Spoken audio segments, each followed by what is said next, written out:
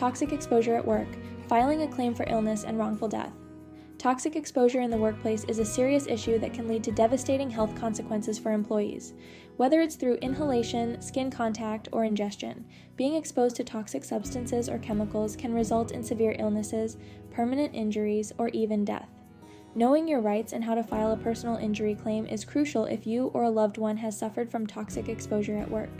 Employers have a legal obligation to provide a safe working environment for their employees. Under the California Code of Regulations, several standards are in place to protect employees who work with hazardous items. Employers are responsible for identifying and evaluating hazards. They must regularly assess the workplace for potential toxic hazards and evaluate the risks associated with them. Implementing safety controls. This includes engineering controls, e.g., ventilation systems, administrative controls, e.g., rotating shifts to limit exposure, and providing personal protective equipment, PPE, to minimize employee exposure. Providing training and information. Employees should be educated about the dangers they may encounter and how to protect themselves effectively.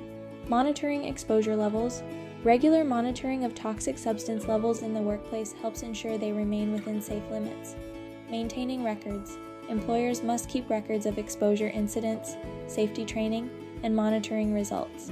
Is a workers' compensation claim different from a personal injury claim? Yes.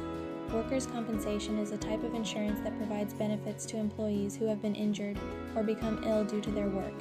This includes coverage for medical expenses and lost wages while they are unable to work.